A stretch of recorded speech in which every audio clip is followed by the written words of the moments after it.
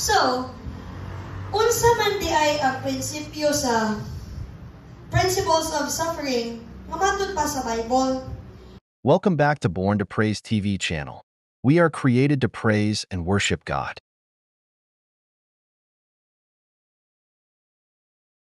So, nag-ingon diri nga ang suffering di ay is never futile or pun pasabot dili na siya mahimo nga walay kapuslanan. Ang pag-suffer sa usa ka tawo samtang naa pa siya sa kalibutan, ang suffering temporary lamang. Samtang naa ta ning kalibutana, kay mauna siya mo'y pamaagi giandam ta sa Dios. Likunon ta sa Ginoo. Ug siya mo'y magapanlihok sa atong kinabuhi taliwala sa kalisdanan. Sunod, it is not strange to suffer. Dili na siya kanang, dili kung mag-suffer ang usa ka Kristohanon, dili na siya karon lamang, or dili na siya makaingon nga, hala, ano man na siya nag-suffer, ni Kristohanon man na siya. Hala, ano man na siya na-depress, na Kristohanon man na siya. Hala, ano man na siya naingon, nga Kristohanon man ta siya. Ano na siya naglisod maayo. Dili dahil ta makaingon ngayon anay igsoon. Kay normal kaayo ang mag-suffer. Ningon si Jesus nga aning kalibutana, you will encounter tribulations. You will encounter suffering.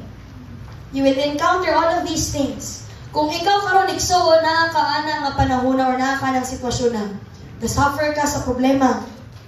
Ga-suffer ka sa balatian. Nag-suffer ka sa kawalan-on. O nagproblema ka sa bisan unsa nga butang nga di na ako masturya karon.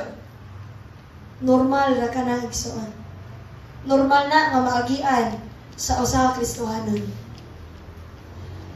Sunod, ang suffering di ay kay gigamit sa Dios alang sa iyang nga redemptive purposes. Tungod kay ang Christianity is born from suffering. Kay kung wala mag-suffer si Jesus, kay kung wala siya magpailalong sa labihan nga kasakit, sa labihan nga persecution, sa grabe kaayo nga pagpaubos sa iya nga kaugalingon, walay bisan usa nato ang maluwas ng suway. Kung walang miagas ang iya nga dugo, alang kanimo o kanako, dili ta maluwas. Bisan ang atong Ginoong Jesus nga atong gialagaran, nag-suffer usab siya igsoon. So dili ta matingala na maka-encounter ta aning mga butanga. Dili nato kini ikawala og gana sa pagpangalagad sa Ginoo kung makasinatitag mga pagsulay.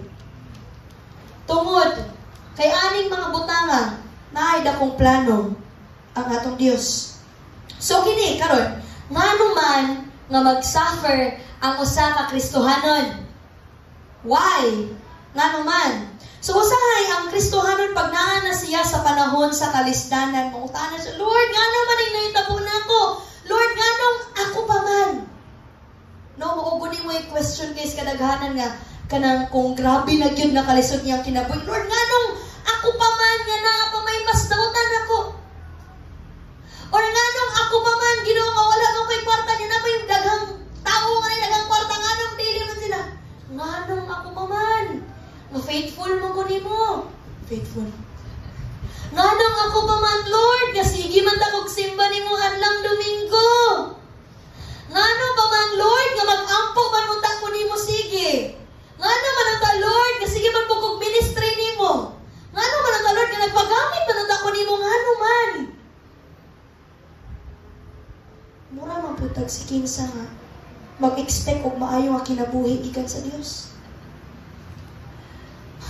Nga mura bag ato pa nga mura napatay utang gali sa Ginoo nga Lord kinahanglan maayo akong kinabuhi. Nga magpangutana gitagway. Nga mura gi-expect na to as if we owe God a good life.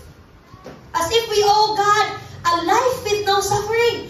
Nga in the beginning, sa panahon nga ang tao nahimulag sa Dios tungod sa sala, dira ni sulod ang kalisdanan.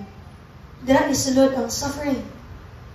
So mura ba gatong Lord, ano man nga from the beginning kita mo misalan ano ta nag-suffer. Kita man pud mo angay nga motubag ano man ni? Ano man so wala kay katungod nga mangutana sa pangutana nga why. We must never question God about our situation. Balag kinaunsa na mo kinabuhi Gregson. Usahay, we suffer. So, lahat na nga lahat na nga why. So, why do we suffer? We suffer because naay ginatawag nga corrective wrath of God. So, sige na ninog madunggan nga usahay kita mag-suffer tungod sa atong binuhatan. Tungod kay gikorekta sa Ginoo. Tungod kay gibadlong ta sa Ginoo. Nahimo kita nga naglisod tungod sa ato ang binuhatan. Diha sa Numbers chapter 12 verses 1 to 15, mauna siya istorya ni Miriam, ni Aaron ug ni Moses. Nga diin nagbagulbol si Miriam. Nagbagulbol siya sa Ginoo. Ug tungod kay ang Ginoo di man bungol, He is ever present in every places. Nadungog sa Ginoo, nakita sa Ginoo sa inas kasing-kasing ni Miriam. Ug nasuko si Lord. So, kung sanita po, gisilutan siya sa Ginoo na siya'y leprosy. Katong samad nga dili maayo, walay kaayuhan aning panahon nga mukaw na gunod. Tungod kay nahimo siya nga kanang nakasala sa atubangan sa Ginoo, gisilutan si Miriam. Another example, sa panahon ni David, nga siya iya nga gikuha si Bathsheba. Atong panahon na niresulta tong panahon na ang iyang anak nalaglag. O atong panahon na grabe ang pagbanguta ni David. Consequence sa iyang gibuhat. Nag-suffer siya tungod kay siya nakasala. Sa kinabuhi ni Haring Saul, tungod kay siya wala mutuman sa kabubuton sa Ginoo, gikuha ang iyang titulo sa pagkahari ug siya gipulihan ni Haring David. Papurna unta kaayo sa Ginoo naa kang Saul apan wa siya nahimo nga nagmatinumanon. So, he suffered. Wala siya. Sa atong kinabuhi, usahay, kita naman good po'y maka-evaluate sa atong kaugalingon, no? Nga, sa panahon nga maglisod ta or kanang magka-disgrasya na ta ba? Muna na siya, kayo, naaday na panahon nga wala ta makatuman sa kung unsay gusto sa Ginoo. Experience po na ko na igsoon. Kaning mga ulat-ulat diri sa akong kamot. Tungod kay nalagi panahon or dili yun na panahon sa tanang panahon naagi tay mabuhat nga wa makahimot sa Ginoo. That's why naay correction ang Ginoo para nato.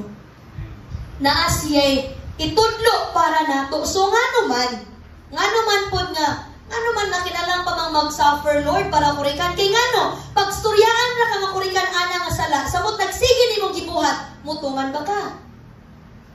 Kung sige ra kag, for example, ang bata nga sige buhat og dili maayo, kung imo ra nang hinay-hinayon og storya, day, ayaw ana, bad man good na, di na siya pwede.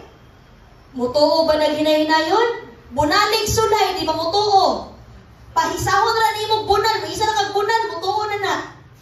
Ana ang Kristohanon igsoon. Badlungon sa Dios, ipaagi sa Dios ang usa ka Kristohanon sa usa ka lisdanan aron siya matulid, aron siya magiyahan, aron siya tudluan.